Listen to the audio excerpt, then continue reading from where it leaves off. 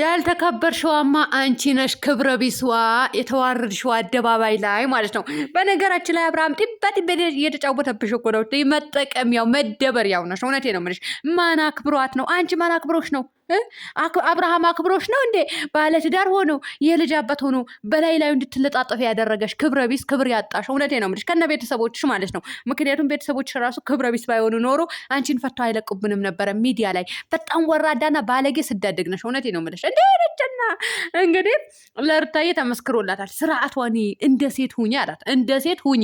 ወንድ ልጅ እንግዲህ ለሴት ልጅ እንደዚህ ብሎ ሲናገራል ለመጀመሪያ ጊዜ አየሁኝ ማለት ነው። እናንተ ወንድ ልጅ እኮ ነበረ ስርዓት የሚያጣው። አሁን ላይ ግን ሴት ልጅ ናት ስርዓት ያጣችው። ነገር ግን ውሽሚት ናት ስርዓት ያጣችው እንጂ ሌላኛዋ ሴት ስርዓት ያጣች ሴት አለች ብዬ አላስብም። ምናልባት እሷን የምትደግፉና እሷን የምታደንቁ እንደሷ ክብር ያጣችሁ ናቸው፣ ክብረ ቢሶች ናቸው። የምሬን ነው ብላችሁ አብርሃም እንግዲህ ሩታ ትናደዳለች ብሎ ወይም ለማብሸቅ ወይም ወደ እኔ ትመለሳለች ብሎ ይሆናል ይሄ ነገር የሚያደርገው። እናንተ በቃ ክብራችሁ እንደዚህ ውርድ በአንዴ እንዴ! ሰባተኛ ሰማይ በአንዴ ላካችሁት እንዴ! አቤት ልጃችሁ አላቀላችሁም። ባጃችሁ ግቡ። ሰላም አለይኩም ወራህመቱላሂ ወበረካቱ። ድና የተከበራችሁ ቻናሌ ቤተሰቦች እንዴት ናችሁ? ደህና ናችሁ? ላይክ፣ ሼር፣ ሰብስክራይብ እያደረጋችሁ እስከ መጨረሻ ተከታተሉኝ። እናንተ ላይክ እያደረጋችሁ እውነቴ ነው የምላችሁ። ግን ማለት ነው አብርሃም በዚህ ልክ መውረድና መዝቀጥ አያስጠላብህም? እውነቴ ነው አያስጠላብህም? ሚስትህን አያስጠላብሽም ልንላት አልደረስንም እንዴ? ምን እናውጣባት? ምን እንከን አለባት? የትኛው ጋር ነው ስህተት ያለባት? ስህተት ካለባት እዚህ ጋር ስህተት አለብሽ፣ ተመለሽ ወደ ራስሽ እንላለን። አሁን ከዚህ ሰውዬ ጋር እየሰራች አይደለም ሩታዬ? ከዚህ ድራማ ውጪልን፣ ይሄ ልንል እንችላለን። አንተ ግን ወረድክ፣ ዘቀጥክ እኮ እንዴ! ምን ነው ይህንን አክል ተግማማ? ከዚህ በፊት አዋቂ ነበርክ፣ ጥሩ ልጅ ነበርክ። አሁን ላይ ወርድሃል እኮ የለም ዘቅጠሃል። እውነቴ ነው ብለህ ሚስትህ ለማስቀናት የልጅህን እናት ለማስቀናት እውነትህን ነው። በ80 ያገባሃትን ሚስት ለማስቀናት ብለህ ከሌላ ሴት ጋር መጃጃል። እንደው እሷስ ክብራት አለች አንዴ። ሴት ልጅ ክብራ ስትጠብቅ ነው የሚያምርባት። የምር ክብራችሁ አትጡ እንድልጅና በዛ ላይ ደግሞ ነገ በቃ ስታረጁ የምታፍሩበትን ቪዲዮ፣ ትልቅ ስትሆኑ ልጆቻችሁ ሲያድጉ የሚያፍሩበትን ቪዲዮ አትስሩ። አሁን አብርሃም ልጁን በጠቅላላ የሚያፍሩበትን ቪዲዮ ነው የሚሰራው ማለት ነው። ሩታ አሁን ላይ ራሱ ጠንቀቅ ብላ ከዚህ ልጅ ጋር ርቃ ከድራማ ለም ወጥታ የራሷን ህይወት ዘና ፈታ እያለች ብትኖር ነው የሚሻላት። ከዚህ ሰውዬ ጋር ብትርቅ ይሻላታል። የምሬን ነው የምላቸው። ምክንያቱም ልጇ ይሄ ቪዲዮ ሲያየው ደስተኛ ላይሆንበት ይችላል። እኔም ደስተኛ ልሆንኩበትም እንኳን ልጇ ይቅርና ማለት ነው። ምክንያቱም የማይመጥናት ቦታ ስለሆነ የማይሆናትን ቦታ ስለሆነ ማለት ነው። እንዴ ሰው በዚህ ልክ ክብሩን ያጣል እንዴ? አብርሃም እንዴት ክብርህን ታጣለህ? እሱን ነው የምትናገሩት። ሩታን አትናገሯትም ትላለች። ሩታ ምን ሰራች? ምን አደረገች? ከእንደ አብርሃም ወንድ አመጣችብን እንዴ? በተለያየ ወንዶች አላመጣችብንም እኮ ጋይስ። እርጉዝ ሆና ወንድ አመጣችብን? እሱ እኮ እርጉዝ ሆና ወልዳ አራስ ሆና እንኳን አልቀረውም እኮ ያመጣብናል። አሁን እቺ ውሽሚት ካመጣት ስንት ወርዋ ነው? 5 ወር አላለፋትም? አልፏታል። ስድናት እሷ እኮ ልቅ የሆነች ማለት ነው። በነገራችን ላይ የሆነ ሆቴል ቤት ያለው ዘመድ ሲኖራችሁ ባለጌ ነው የምትሆኑት። እውነቴ ነው የምላችሁ። አጎቷ ሆቴል ቤት አለው።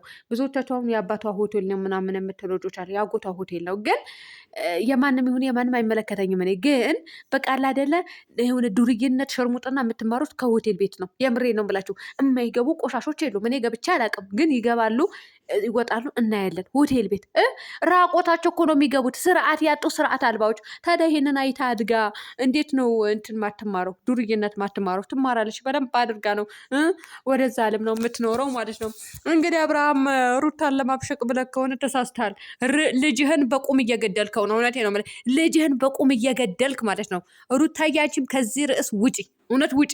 በቃ ሴትነትሽን ጀነን አድርገሽ ኑሪ፣ ሴትነትሽን አስከብረሽ ኑሪ እንጂ እነሱ ወርደዋል ብለሽ አትውረጅ። አታገቢውም ይሄንንም ልጅ። ሲቀጥል ደግሞ ከሱም ጋር እየተጃጃልሽ አይደለም፣ ቪዲዮ ትሰራለሽ፣ ትወጫለሽ፣ አለቀ እንጂ ይሄ መላላጥ፣ መገለፋፈጥ፣ ይሄ መሳብ፣ መለጣጠፍ እስኪ ሩታ ጋር አንድን ከናውጡ እስኪ ሩታ እዚህ ጋር ጥፈት አለባት በሉ። እውነት እስኪ በሉ። አብርሃም እስከ መሸከም ድረስ እቺ ውሽሚት ሲያነሳት አልቻላትም። ምክንያቱም ሮቶ ናት፣ ድንጋይ ናት። እንዴ ድንጋይ አትሸከሙትም? ትልቅ ድንጋይ፣ በዛ ላይ ደግሞ ሮቶ ናት። ሰውነቷ እንደዚህ የተውደለደለ ሴትዮ ሊያነሳ አይችልም። ለማንኛውም እንግዲህ ማን አክብሯት ነው ላልሽ ውሽሚት፣ አንቺም ያከበረሽ የለም። ክብረ ቢስ ነሽ ከነ ቤተሰቦችሽ ማለት ነው። የምሬን ነው የምልሽ። ሰው ለገንዘብ ብሎ ክብሩን አይሸጥም፣ ለገንዘብ ብሎ ክብሩን አያወርድም። ክብርሽን ግን አውርደሻል አንቺ። እንዴ ከዚህ በላይ ክብር ማውረድ አለ እንዴ? ቤተሰብ ማስናቅ አለ እንዴ? ከዚህ በላይ እንዴት ብለሽ ልታስንቂያቸው ትፈልጊያለሽ ቤተሰቦችን? እንደው እናንተን ወስዶ ማለት ነው ትልልቅ ሰዎች ይሄ በቃ ጥሩ ትምህርት የሚሰጡ ሰዎች ቢያስቀምጥልን ይሻላል። ስተፍሮላ ሰው ሙት አይባልም። ሙቱ አላልኳችሁም። እድሜያችሁ ይጠርም አልልም። እንዴ ነችና ረድስ አደባ አንድ ሁለት እያልኩኝ ነው። ያስጠላባችኋል እንዴ? ህሌና ቢስ አትሆኑ። እውነት ህሌና ቢስ አትሆኑ። ጉንፋን ይዞኛል ጋይስ። ይውሰድሽ አይማርሽ ነው የምትሉ ይምረኛል። እናንተ ባላችሁት ነው እንዴ?